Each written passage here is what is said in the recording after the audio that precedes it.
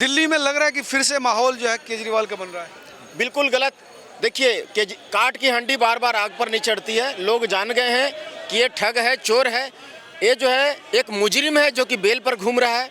ये जो है ना 6 आईफोन रखा हुआ था, इसको ईडी वाले जो है ना पासवर्ड मांगे, ये पासवर्ड नहीं दिया। अगर ये अपने आप को कट्टर ईमानदार साबित करना चाहता है, जैसा कि ये बोलता है कि 56 करोड़ शीश महल जो बनाया है और डकैती करके नहीं बनाया है, यहाँ का आवाम का पॉकेट काट के नहीं बनाया है, तो उसके पास एक जो है ना नहीं वहाँ पे दिखाई नहीं दे रहा। आज जो है बीजेपी के नेता ने कहा है कि वो जो गोल्ड प्लेटिन और दूसरे थे एसेसरीज वो मिली नहीं है वहाँ पर। अरे भैया ये टोटी वो कह रहे हैं अरे भैया सब मीडिया ने दिखा दिया। अब कैसा चाहिए आपको? बहुत सारी मीडिया ने बहुत चीजें पहले दिखा दिया। पर्दे और टॉयलेट और बाथरूम और सोफा सब तो दिखा दिया। सब तो गायब है वो चीजें। क्या नहीं दिखाया? सब कुछ तो दिखा दिया मीडिया ने। वो तभी दिखा दिया, अब क्या दिखाएंगे? वो चीजें मिली नहीं, गायब बताई जा रही है। अरे हाँ, वो बात हो सकती है, मिली तो थी। अब उन्होंने वो हैंड ओवर करते समय गायब कर दिया, तो उसकी बात ही अलग है। वो चीजें नहीं मिल पा रही सरदार जी। केंद्र गुप्ता ने आज एलजी को चिट्ठी भी लिखी है। क्या करेंगे भैया, वहाँ तो टोटी तक चोरी हो जाती है यूपी में, तो यहाँ तो बड़े बड़े सामान लगे हुए थे।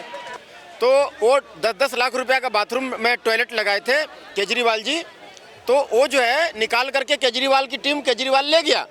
तो वो जो है ना अखिलेश यादव टोटी भैया जो है ना, वो भी इनको साष्टांग दंडवत किए, और ये तेजस्वी यादव जी भी वो भी दंडवत किए साष्टांग। बोले आप मेरा गुरु निकले मेरे भाई। अरे मैं तो वहाँ से सोफा सेट निकाल के ले गया था सीएम हाउस से। ये तेजस्वी जी बोले कि मैं तो सोफा सेट वगैरह ले गया था, आलतू फालतू चीज है ना। वो सोफा सेट कितना का होगा? 40-50 हजार रुपया का होगा। और ये टोटी भैया बोले मैं तो 10 रुपया का टोटी निकाल के ले गया था सीएम हाउस। रुपए की नहीं थी, महंगी थी वो। अरे जो भी 200-500 का होगा, 1000 का होगा, और क्या होगा। तो भैया उसका 10 रुपये का ही बोलेंगे हम लोग ना। तो 500-1000 रुपया पकड़ लीजिए, 500-1000 का टोटी निकाल के ले गए थे टोटी भैया, इसलिए उनका नाम भी टोटी टोटी। पूरा एक बच्चा को भी पूछ लीजिए कि टोटी भैया कौन है, कोई भी बता देगा टोटी भैया डिम्पल भौजी। तो ये लोग दोनों जो है ना जाकर के उनको साष्टांग दंडवत किए कि बोले भैया आप जो असली गिरगिट आप हैं, आप जो है 10 लाख का टॉयलेट निकाल के ले आए, आप तो मेरे गुरु निकले। तो ये चक्कर है। 10 लाख अखिलेश और तेजस्वी से भी आगे निकले और गुरु निकले उनके। देखो भाई, आपकी सरदार जी की अपनी समझ है, ठीक है। अब ये सरदार जी ने बताया टॉयलेट ले गए, हो सकता है ले गए होंगे भाई, मैं इनकी बात करे वह मत करता हूँ। ये छोटी छोटी बात है, ये छोटी छोटी बात है। देश में टोटी टॉयलेट और ये क्या नाम है सोफा, इससे भी बड़ी समस्या है।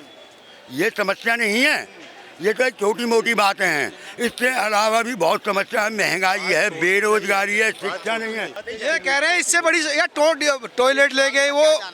मैं केजरीवाल को तब से जानता हूँ जब इनकम टैक्स में पढ़ता, इनकम टैक्स ऑफिसर था आईटीओ में। अपनी घरवाली उसकी इनकम टैक्स ऑफिसर थी, दोनों इनकम टैक्स ऑफिसर थे।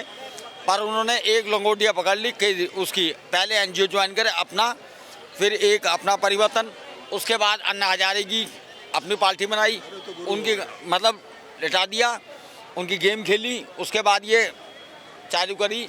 दुनिया जानती है सच और झूठ में पानी का। मेरे को 16 साल कोर्ट का तजुर्बा है। मैं सेंट्रल क्या कहना चाहते हो केजरीवाल? नहीं, मैं ये कहना चाहता हूँ कि सरकार जो बननी चाहिए बीजेपी की बननी चाहिए। ये तो फ्री दे रहे हैं, ये क्या गरीब आदमी नहीं है, लेडीज से ज़्यादा है, लेकिन ठीक है हमारी माताएं बहनें, उन्होंने ये जो फ्री का जो फ्री दो, बिजली फ्री दो, पानी फ्री दो, ये फ्लाई दो, वे फलाना फ्री दो, ये क्यों कर रखा है? उससे फ्री की आदत से शराब फ्री लगा दी, उससे घर बर्बाद कर दिए।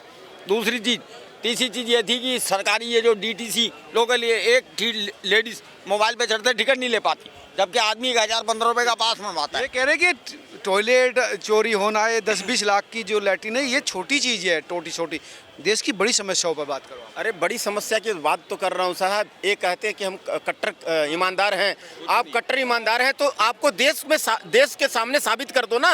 एक छोटा सा एविडेंस होती है, कोर्ट में लिख के देना पड़ता है। आप जो है एक इंजेक्शन लगेगी, है ना, आपको कोई साइड इफेक्ट नहीं होगा। आप जो है ना लाइव सारा देश को दिखा दीजिए, आप ब्रेन मैपिंग करा लीजिए और नार्को पॉलीग्राफी टेस्टिंग करा लीजिए, लाइव सारा देश को दिखा दीजिए। आप तोता की तरह बोलने लगिएगा कि 56 करोड़ का बंगला जो है यहाँ का आवाम का पॉकेट काट के लाए हैं या फिर आपको ससुराल में गिफ्ट, ससुराल वाले गिफ्ट में दिया है? केजरीवाल के ब्रेन में भी को नार्को करवाना चाहते हैं आप? अरे बिल्कुल, brain mapping, narco polygraphy testing, ये जो है ना अनिवार्य हो जाएगा आने वाले दिनों में। पत्रकार साहब आप कहाँ हैं? ये लाखों जो केसेस होते हैं ना, फॉल्स केस होते हैं, झूठे केस होते हैं ना, वो जो है ना वो बंद हो जाएगा आने वाला समय में। नार्को पॉलीग्राफी टेस्टिंग को हल्का में मत लीजिए। कह रहे हैं कि भाई इन्होंने ईमानदार की राजनीति की बात करी थी, नार्को टेस्ट की राजनीति ये कह रहे हैं कि टेस्ट करवाना चाहिए। मैं कहता हूं कि सबसे ज़्यादा जरूरी योगी जी, मोदी जी और अमित शाह को जरूरी है। ये टेस्ट? हाँ, ये टेस्ट बहुत जरूरी है। क्यों जरूरी है? सच्चाई क्या छुपा रखा? अरे सुनो ना, सच्चाई सब सामने आ जाएगी। सुनाइए ना, क्या क्या सच्चाई? दिल्ली के गहलोत प्रधानमंत्री, इन पे ईडी थी। किस पर? परिवहन मंत्री? हाँ, अशोक गहलोत ना, कैलाश गहलोत की बात। इन पे सीडी वगैरह के छापे पड़े। अब भाग लेंगे तो अब क्या जवाब दूं यार? भाग गए तो अब जवाब क्या दूं? ये अपनी कहने वाले हैं सच्चाई।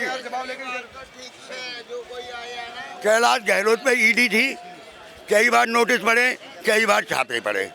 कैलाश गहलोत ने बीजेपी शामिल कर ली, पाक साफ हो गए। पाक साहब कहाँ हुआ? अरे वो 2 दिन बाद नोटिस आ जाएगा। जैसे चंद्रबाबू नायडू का आ गया कि इनका कोई हाथ पैर नहीं है, ऐसे ही इनका भी आ जाएगा। दूसरी बात, आज है ना देश के अंदर वो सीएम हाउस जो है, सीएम के अपने बाप का नहीं है। जो सीएम बनेगा वो रहेगा, क्या कल को कोई भी पार्टी का है। दूसरी बात वो है कि उन्होंने कहा था कि न बंगला ना गाड़ी और उसमें एसेसरीज 10-10 12-12 लाख की लैट्रिन 8-8 का पर्दा। सवाल उस ईमानदारी की राजनीति। इन्हें एक बार तकलीफ क्यों नहीं होती? ये उस पर तो उंगली उठाते हैं। उसने कहा गलत कहा और उसने ली तो गलत कहा। मोदी जी ने क्या कहा था कि मैं गरीब का बच्चा हूँ, मैंने भीख मांग के खाया है, मुझे कुछ नहीं चाहिए, मैं तो चौकीदार हूँ, झोला उठा के भाग जाऊँगा। फिर इतने ऐसो आराम उन्हें क्यों? वो इतने ऐसो आराम में क्यों जी रहे हैं? प्रधानमंत्री आवास में तो रहेंगे ना, प्रधानमंत्री कहाँ रहेंगे? भाई साहब, प्रधानमंत्री जी अपने खाने का पैसा पेश करते हैं? अरे भाई साहब, आरटीआर दाखिल करो। मोदी जी का एक दिन का खाने पीने का 42,000 का खर्चा है। मैंने पता किया है, 42,000 का खर्चा है। महीने में कितना हो गया? इतनी तो मोदी जी की तनख्वाह नहीं है। तो देखो, दूसरे में नार्को टेस्ट मोदी योगी और उसका हो रहा है। अरे इनका क्या नाम है, एक ये चाहते हैं कि इनका आगे आकर के, इनका घर का आगे आकर के प्रधानमंत्री झाड़ू लगाएं और झोपड़ी में रहे। ये ऐसा नागरिक रहेगा ना तो हमारा देश का बंटाधार हो जाएगा। मेरा कहना है चोर चुहाड़ जो है ना, जो एक्यूज पर्सन है, वो कोर्ट उसको दोषी करार दिया। वो जो है ना अभी उस पर जांच चल रही है, बहुत सारे दारू घोटाले और क्या क्या घोटाले में वो जांच दोषी है। वो बेल पर चल रहा है, वो मुजरिम है। आप जो है ना उसको जो है नार्को पॉलीग्राफी टेस्टिंग कराने के लिए, ब्रेन मैपिंग कराने के लिए इतना डर क्यों लगा? सवाल तो ये है कि उसमें तो केस है, वो तो बेल पर है। मोदी जी से तुलना कर रहे हैं आप। अच्छा एक बात बताओ, एक बात बताओ, चंद्रबाबू नायडू मुजरिम थे? उसका तो जवाब दीजिए। 2 महीने जेल में, अरे सुनो ना, 2 महीने जेल में रहे, बीजेपी को समर्थन दिया, बीजेपी में शामिल हो गए। उसके तीसरे दिन ईडी का नोटिस आ गया कि इनका कोई ना हाथ है ना कोई पैर है। ठीक है, चलो मैं इनकी बात से मानता हूँ कि मोदी जी बहुत ईमानदार हैं और बहुत अच्छे आदमी हैं, प्रधानमंत्री हैं हमारे देश के, हमारी फर्ज बनता है उनका इज्जत करना। पर उनकी बयानबाजी, अभी क्या हुआ है गुजरात महाराष्ट्र में, क्या हुआ है? विनोद कामले, अरे मैं जीतने हारने की तो बात ही नहीं कर रहा यार, जीतने हारने की तो बात ही नहीं कर रहा मैं। विनोद कामले हैं कि कामले हैं, 5 करोड़ रुपए के साथ पकड़े गए। ये कह रहे विनोद तावड़े 5 करोड़ बांटते हुए पकड़े गए। किसने पकड़ा? किसने पकड़ा? किसने पकड़ा? झूठ नैरेटिव फैलाएंगे। बोला किसने पकड़ा? किसने पकड़ा? ईडी ने पकड़ा, सीबीआई ने पकड़ा, किसने पकड़ा? ऐसे मैं कह दूं मैंने पकड़ा भाई को, 10 करोड़ भाई के पास देखे थे कल मैंने, कल देखे थे मैंने भाई के 10 करोड़ मैंने अपने कल ले गया उन्हें मैं। बिल्कुल बिल्कुल, चैनल ये थोड़ी करे उनके पास से पकड़े, उन पर आरोप लगा है। बांट रहे थे, ये कहा कि आरोप लगा है। अरे यार उसकी वीडियो आ रही है, बांटते हुए क्या आ रही है? बांट रहे हैं, यहाँ वीडियो आ रही है। अब यार पकड़े जाने की वीडियो आई है। 5 करोड़ इनके पास कल मैंने देखे थे, कल मैंने 10 करोड़ देखे थे इनके पास। आरोप में क्या दिक्कत है? फेमस हो जाऊंगा ना तो मेरे पास तो पैसा है। बांटते हुए नहीं, उनको पकड़ते हुए हंगामा करते हुए वीडियो आई थी, नोट लहलाते हुए आए थे, लेकिन उन्होंने कहा मेरे पैसे नहीं थे, ये सिर्फ हमारी मीटिंग चली थी जहाँ हंगामा किया उन्होंने। पैसे नहीं थे वहाँ, पैसे नहीं 5 थे। करोड़ नहीं थे, 9 लाख के करीब पैसे मिले। पैसे थे या नहीं थे? 9 लाख रुपए और 5 करोड़ अंतर नहीं है। चलो मैं मानता सारा हूँ। 5 स्टार होटल में 9 लाख को वैल्यू रखता है क्या? 9 लाख रुपए के उन्होंने क्या कर रहे थे? माँ कौन लेके चलता है 9 लाख के? आप चलते हो? लाख रुपए हम ले नहीं चलते हैं। 9 लाख का भी पकड़े नहीं गए थे, 9 लाख वहाँ पे उससे नहीं पकड़े गए, लेकिन रिकवर हुए जो आरोप पहले कहते कि ये इनके हैं, मतलब उसके पास से नहीं मिले, लेकिन आरोप लगाने वालों ने कहा कि ये पैसे उनके हैं। तो देखो भाई साहब, ये तो वही बात हो गई।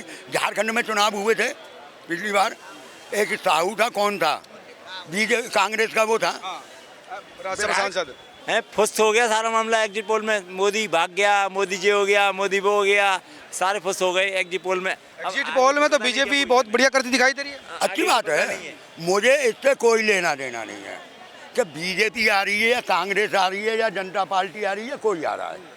मुझे सिर्फ तकलीफ ये है कि लोग वक्त सच्चाई को कबूल क्यों नहीं करते। मैंने शायद आपके चैनल पे भी कहा था, कांग्रेस के लिए और खास करके राहुल गांधी जी के लिए, कि भाई या तो ये ईवीएम का ठीकरा फोड़ना बंद कर दो, ख़त्म करो, जो है उसे कबूल करो, या फिर एकदम आप बहिष्कार कर दो कि भाई हम ईवीएम पे चुनाव लड़ेंगे, ईवीएम को तो ख़त्म ही कर दो आप। तो आप एग्जिट पोल ईवीएम के थ्रू दिखा रहे हैं, ये तो लोगों से बात करने के बाद आते हैं यार, इसमें ईवीएम कहाँ से आ गई? भाई साहब मैं एक बात बताऊं ना, अब मेरी एक बात सुन लो।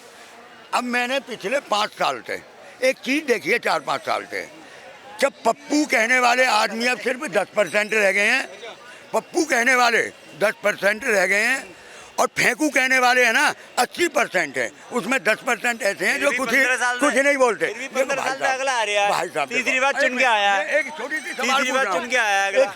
एक सवाल पूछ रहा हूँ, एक भाई साहब एक बात बताओ, आज से सन 2014 से पहले, सन 2014 से पहले ईवीएम पे किसी ने उंगली उठाई? बताओ भाई, तो उठाई? नहीं सबसे पहले तो उठाई। सन 2014 से पहले मानते हो ना, नहीं उठाई। सन 2014 के बाद भी ईवीएम पे उंगली क्यों उठ रही है? तो इसका तो मतलब है या तो ईवीएम में गड़बड़ है, नहीं तो मोदी जी को ही कहना चाहिए कि भाई हारने वाले उठा रहे, हारने वाले उठा रहे ना, हारने वाले उठा रहे। एक और बताऊं, इलेक्शन कमीशन हर चुनाव से पहले हर पार्टी के नेताओं को बुलाता है कि ईवीएम को चेक करो, ईवीएम बाद में विरोध करोगे, लेकिन एक भी नहीं जाता है। मैं कोई क्यों नहीं जा? अगर तुम्हें लग रहा है संसद जाओ ना, डेमो देखो, सब काम करो, कोई नहीं जाता वहाँ पे देख रहे। एक बात बताओ भाई साहब, ये तो गवर्नमेंट के आंकड़े हैं, मेरे नहीं है, या झूठ बोल रहा हूँ तो भाई साहब काटना। 19,000 ईवीएम गायब हैं, तुम्हारे घर में कितनी है? 19,000 ईवीएम गायब है। गायब है? ये कहाँ से यार? अरे होंगे, ये ऐसा तो कोई नहीं आया भाई साहब कहीं भी ऑन रिकॉर्ड में दिखा दूंगा, ऑन रिकॉर्ड अभी मेरे पास दिखाओ कहाँ से? कल तुम्हारे चैनल पे दिखाऊंगा। ये चंडू खाने खबरें कहाँ से? ईवीएम की बात कर रहे हैं, इससे पहले कई जगह कांग्रेस है, या वो ईवीएम कहाँ गई फिर? वो ईवीएम कहाँ गई? ईवीएम तो वहाँ भी लागू है। इससे पहले राजस्थान में कांग्रेस की सरकार थी, क्या उस टाइम ईवीएम नहीं था? अब हिमाचल में कांग्रेस आई, वहाँ ईवीएम नहीं है, वो कहाँ गए? आज आपने एक वाकया सुना यूपी के अंदर, बुर्का उठा के उनका आधार कार्ड देखा, शक्लें मिलाई, तो अखिलेश यादव को पेट में दर्द हो गया। क्यों? हमेशा होता रहा है, इसमें कोई गलत बात नहीं है। पुलिस चेक नहीं कर सकती, पुलिस तो कौन चेक करेगा? वहाँ पे ड्यूटी किसकी है? वो निर्वाचन अधिकारी करते हैं। और वो ही निर्वाचन, चलिए ठीक है, तो एक बात बताइए, निर्वाचन अधिकारियों ने, स्टेट इलेक्शन कमीशन ने उनको सस्पेंड क्यों किया? एक बार मना कर देते आप।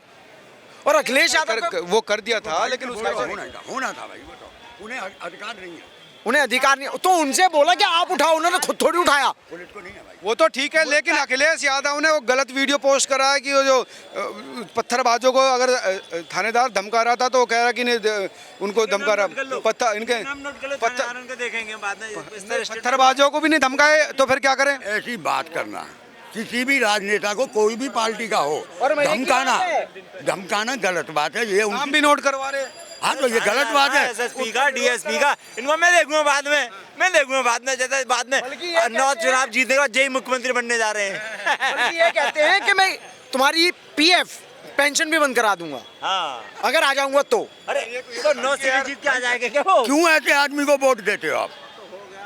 आपको बढ़ावा इनको कौन देता है? देखो हमारे देश के अंदर आधे सांसद वगैरह और विधायक वगैरह क्रिमिनल हैं, किसी ना किसी पे केस चल रहे हैं, हर नेता पे। एक कानून ऐसा होना चाहिए कि जिस पे केस चल रहा है वो चुनाव लड़ ही नहीं सकता। अरे उसके ऊपर ऑब्जेक्शन उठाओ ना, तुम ही तो उन्हें सुनते हो, इन गंदे लोगों को तुम ही सुनते हो। डर से अखिलेश यादव है, उनकी बात हो रही है, तुम गंदे लोगों की बात थोड़ी हो रही है। और तो मैं नेताओं की तो बात कर रहा हूँ, मैंने अखिलेश के लिए भी कहा ना, अगर उसने ऐसा किया है तो गलत बात है, उस पर एक्शन लेना चाहिए, चुनाव आयोग को एक्शन लेना चाहिए, पुलिस को एक्शन लेना चाहिए। क्यों नहीं लेते? किसका डर लग रहा है? क्या वो इतना बड़ा है कि वो कानून से ऊपर है क्या? उनसे तो ऊपर कोई नहीं, लेकिन इतने बड़े नेता हैं, अधिकारी, उनको सोच समझ टिकट क्यों दिया उनको?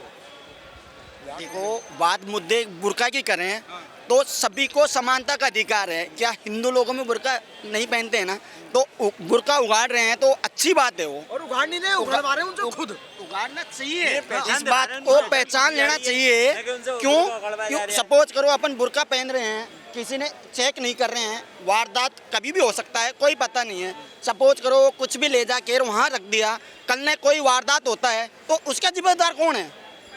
उसका भी तो कोई जिम्मेदार होना चाहिए ना। तो लीगल बात तो यही है कि बुर्का उगाड़ के ही इलेक्शन होना चाहिए, हम तो यही बोलेंगे।